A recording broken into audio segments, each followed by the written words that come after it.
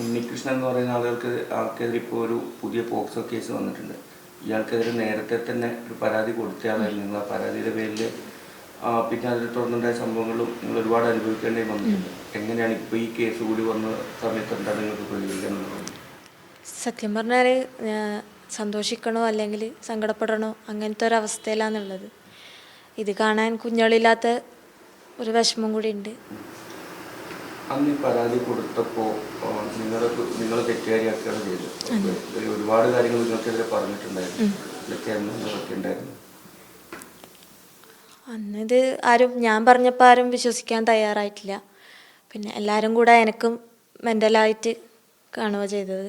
തുടക്കം മുതലേ തന്നെ നമുക്ക് ഒരു വിശ്വാസം, ആദ്യം മോള് പറഞ്ഞത് സത്യമാണെന്നൊന്നും അറിയാണ്ട് ഇതിനൊരു ഇതെടുക്കാൻ പറ്റില്ലല്ലോ. അപ്പം ഞാൻ 1 മാസത്തോളം ഞാൻ അതിന് വേണ്ടിയിട്ട് പരിശ്രമിച്ചിട്ടുണ്ട്, സത്യമാണോ എന്നാന്നറിയാൻ വേണ്ടിയിട്ട്. പിന്നെ ഭർത്താവിൻ്റെ അമ്മ ഇങ്ങനെ ഗൾഫിൽ പോയ സമയത്താണ്, അനിയൻ്റെ കുഞ്ഞിനെ നോക്കാൻ വേണ്ടിയിട്ട് ഗൾഫിൽ പോയ സമയത്താണ് സംഭവം നടക്കുന്നത്. അപ്പം ആദ്യമൊന്നും ഞാൻ വിശ്വസിച്ചിട്ടുണ്ടായിട്ടില്ല. പിന്നെ കുഞ്ഞി ഇങ്ങനെ പറയാൻ തുടങ്ങി. പിന്നെ കുളിപ്പിക്കുന്ന സമയത്ത് സ്വകാര്യ ഭാഗത്ത് വേദന എടുക്കുന്നതായിട്ടും മേത്തെല്ലാം വേദന എടുക്കുന്നതായിട്ടും അങ്ങനെയെല്ലാം പറഞ്ഞു. പിന്നെ ഞാൻ ചോദിച്ചപ്പോൾ ഒന്നും മോൾ ആദ്യമൊന്നും പറയാൻ കൂട്ടാക്കിയില്ല. എന്തോ ഒരു ഭയം മാതിരിയായിരുന്നു കുഞ്ഞിക്കുണ്ടായത്. പിന്നെ ചോദിച്ചപ്പോൾ കുഞ്ഞി പറഞ്ഞു, ഇങ്ങനെ അച്ചച്ച രാത്രി ഉപദ്രവിക്കുന്നു, പിന്നെ വിരലുകൊണ്ട് വേദന എടുപ്പിക്കുന്നു, അങ്ങനെ കുറച്ച് കാര്യങ്ങൾ കുഞ്ഞ് പറഞ്ഞു. പിന്നെ ഞാൻ അത് ചോദിച്ചപ്പം വേറെ ചോദിക്കുന്നതിനൊന്നും കുഞ്ഞത്ര പറഞ്ഞിട്ടുണ്ടായിട്ടുള്ളൂ. പിന്നെ ഉത്തരവൊന്നും ഉണ്ടായിട്ടില്ല കുഞ്ഞിക്ക്. പിന്നെ ഞാനത് സ്കൂളിൽ അറിയിച്ചു, കുഞ്ഞിനോടൊന്ന് ചോദിക്കണം കാര്യമായിട്ട്. കാരണം ടീച്ചറുമായിട്ട് ഭയങ്കര അടുപ്പത്തിലായിരുന്നു മോള്. അപ്പോൾ ഇത് ചോദിക്കണം ടീച്ചറെ, ഇങ്ങനെ ഒരു സംഭവമുണ്ട്, അത് ടീച്ചർ ചോദിച്ചാൽ ചിലപ്പോൾ മോള് പറയായിരിക്കും, എന്നോട് കൂടുതലൊന്നും പറയുന്നില്ല എന്ന് പറഞ്ഞു. അപ്പോൾ ടീച്ചർ പറഞ്ഞു ഞാനൊന്ന് ചോദിച്ചു നോക്കട്ടെ എന്നിട്ട് പറയാമെന്ന് പറഞ്ഞു. പിന്നെ അവർ വിളിക്കുമ്പോൾ എല്ലാം പറഞ്ഞു കുഞ്ഞൊന്നും പറയുന്നൊന്നുമില്ല, ഓളൊന്നും അച്ഛനൊന്നും ചെയ്തിന് ചോദിക്കുമ്പം പറയുന്നില്ല ഒന്നും എന്ന് പറഞ്ഞു. പിന്നെ ഞാൻ പറഞ്ഞു ഇങ്ങനെയെല്ലാം അസ്വസ്ഥത പ്രകടിപ്പിക്കുന്നുണ്ട് മോള്. പിന്നെ അപ്പോൾ അവർ പറഞ്ഞു നിങ്ങൾ തന്നെ ഒന്ന് ചോദിച്ചു നോക്ക് എന്ന് പറഞ്ഞു. ഞാൻ പറഞ്ഞു സ്കൂളിലേക്ക് ഇങ്ങനെയാകുമ്പം നിങ്ങളോട് പറഞ്ഞു കഴിഞ്ഞാൽ സാധാരണ സ്കൂളിൽ നിന്ന് കൊടുക്കാറുണ്ടല്ലോ, അങ്ങനെ കൊടുക്കുമല്ലോ, അതുകൊണ്ടാണ് ഞാൻ നിങ്ങളോട് പറഞ്ഞതെന്ന് പറഞ്ഞു. അപ്പം ഈ സ്കൂളിൻ്റെ വാർഷികത്തോടനുബന്ധിച്ച് പ്രോഗ്രാമെല്ലാം ഉണ്ടായിന്. അപ്പോൾ അതിൻ്റെ തിരക്കിലായതുകൊണ്ട് അവർ പിന്നീട് അത് ശ്രദ്ധിച്ചില്ല. പിന്നെ ഞാൻ ഇങ്ങനെ ഒരു സംഭവം പിന്നീട് എനിക്ക് തന്നെ അത് ബോധ്യപ്പെട്ടു, കുഞ്ഞിനിങ്ങനെ അയാൾ ചെയ്യുന്നുണ്ടെന്ന് ബോധ്യപ്പെട്ടതിന് ശേഷം എനിക്ക് എൻ്റെ ബന്ധുക്കളാരും എൻ്റെ കൂടെ അന്നേരം ഉണ്ടായിട്ടില്ല. എല്ലാവരും എന്നെ ഒഴിവാക്കി.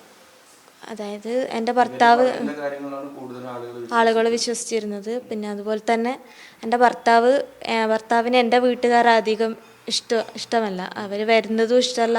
അതുകൊണ്ട് പിന്നെ വീട്ടുകാർ ഇതാക്കി.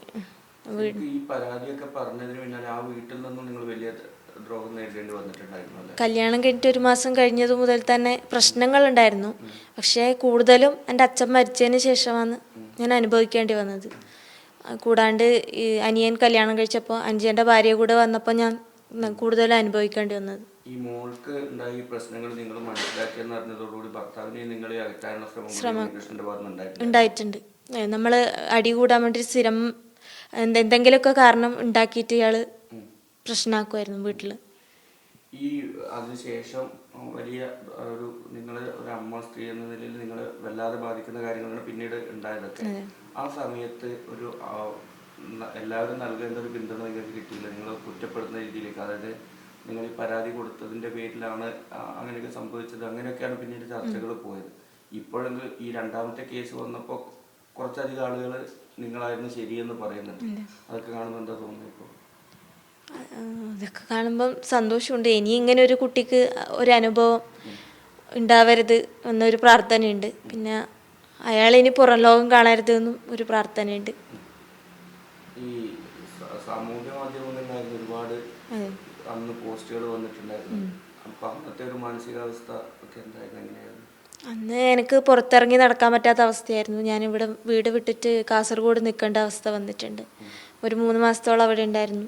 പിന്നെ കുറച്ച് കഴിഞ്ഞപ്പോൾ നമ്മളിങ്ങോട്ട് വരിക ചെയ്തേ. ഇവിടെ വന്നിട്ടും ഞാൻ പുറത്തോട്ട് ഇറങ്ങുന്ന സമയത്ത് ആൾക്കാരെല്ലാം കാണുന്ന സമയത്ത് പിന്നെ കാർക്കിച്ച് തുപ്പുക, അല്ലെങ്കിൽ മുഖത്ത് നോക്കി വാതിലടക്കുക, പിന്നെ മുഖം കാണാൻ പറ്റുന്നില്ല ഇവരൊന്നും എന്നുള്ള അത്തരത്തിലുള്ള സംസാരമാണ് ഉണ്ടായത് ആൾക്കാരുടെ ഭാഗത്തുനിന്ന്.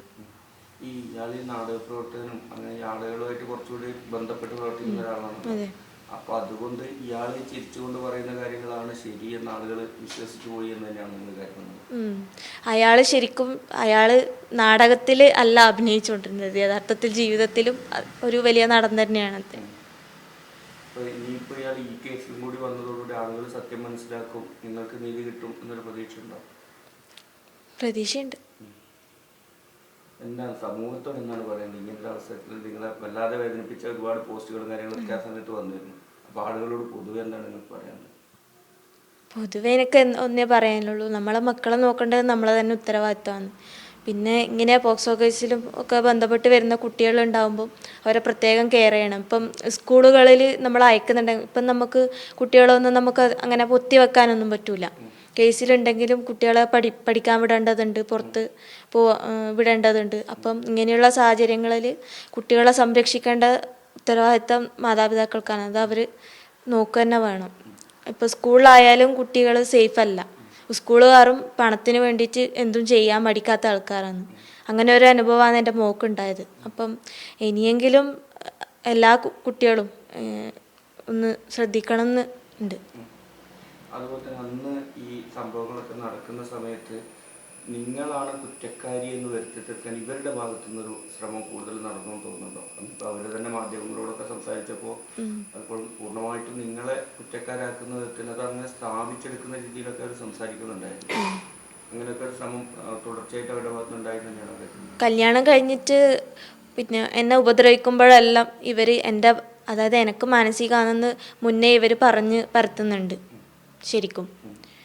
അപ്പം അന്ന് മുതലേ, കാരണം വീട്ടിൽ നിന്ന് അനുഭവിക്കുന്ന കാര്യങ്ങൾ ഞാൻ പുറത്തു പോയി പറയുന്നത് കൊണ്ട് പിന്നെ എൻ്റെ ബന്ധുക്കളെ അടക്കം ഇവർ സ്വാധീനിച്ചിട്ടുണ്ടായിന്.